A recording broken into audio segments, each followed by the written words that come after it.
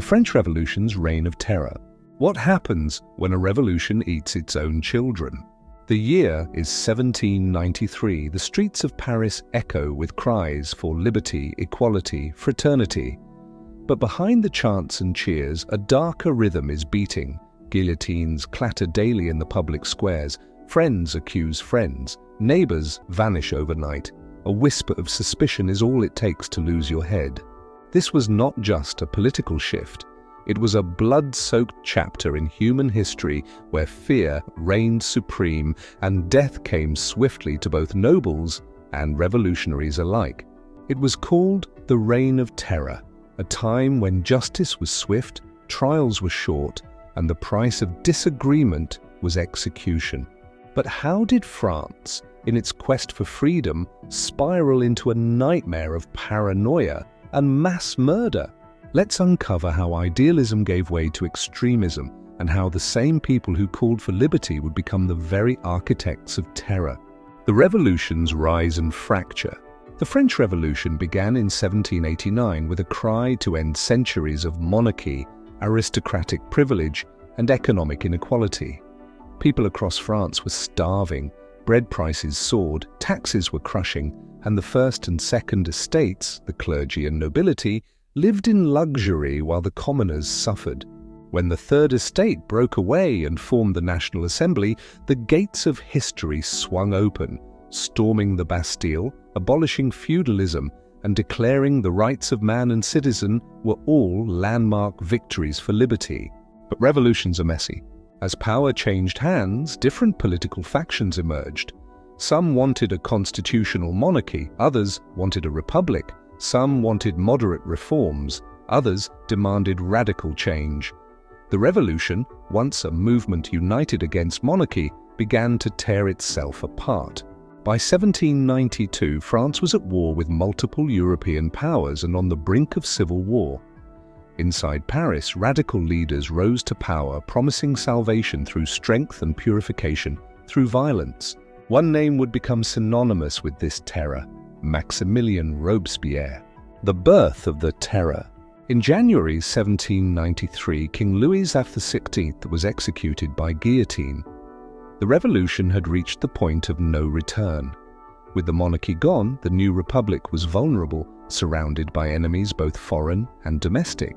Fearing counter-revolution, betrayal, and internal rebellion, the revolutionary government created the Committee of Public Safety, a body that would effectively become judge, jury, and executioner.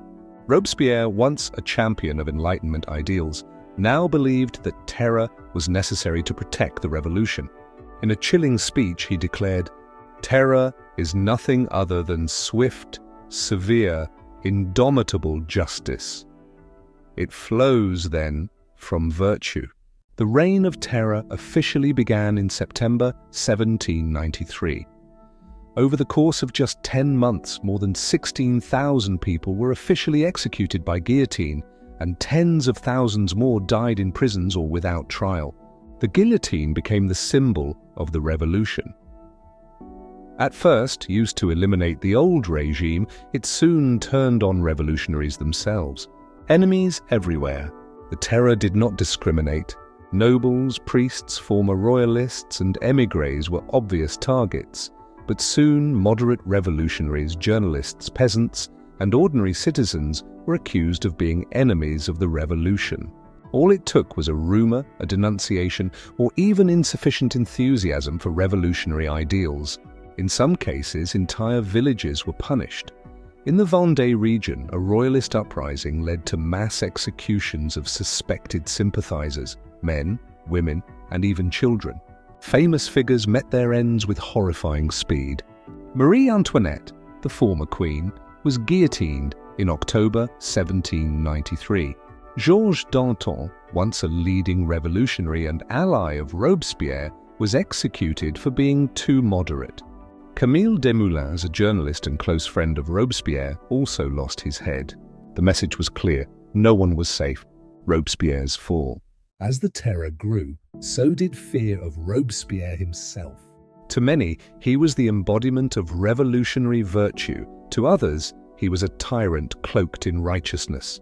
He spoke of building a republic of virtue, but ruled with fear. His speeches were increasingly mystical, referencing moral purity and divine will. He saw enemies everywhere, even among his allies. In June 1794, Robespierre launched the Great Terror, accelerating executions. Nearly 400 people were guillotined in Paris alone during that month. But on July 27, 1794, 9 Thermidor, year 2 in the revolutionary calendar, Robespierre was arrested by members of the National Convention who feared they were next on his list. The next day, Robespierre and his closest followers were guillotined without trial. The blade that had enforced his vision now ended it. With his death, the reign of terror came to a swift close. After the terror, in the aftermath, France was left reeling. The Thermidorian reaction, a backlash against the extremists, led to the release of prisoners, the closure of Jacobin clubs, and a more moderate government under the Directory. But the damage was done. Tens of thousands had died. The ideals of the revolution, liberty, equality, fraternity, had been stained with blood. What had begun as a movement to uplift humanity had descended into a machine of death and suspicion. The terror taught the world a chilling lesson. Even the noblest goals can be corrupted by fear and absolute power. And yet, the French Revolution also paved the way for democracy, civil rights, and the modern idea of citizenship. It was both a warning and a foundation, a contradiction written in the blood of the guillotine. The Reign of Terror is not just a historical moment, it's a cautionary tale. It asks, how far would you go to protect an idea? At what point does justice become vengeance? And what happens when revolution turns on itself? The streets of Paris no longer echo with the sound of guillotines, but the questions raised during those years remain deeply relevant. When fear takes the wheel, even freedom can lose its way. We remember the Reign of Terror not to glorify its violence, but to understand how easily power can become paranoia, how quickly unity can splinter into suspicion. Because history doesn't just live in books, it lives in the choices we make today.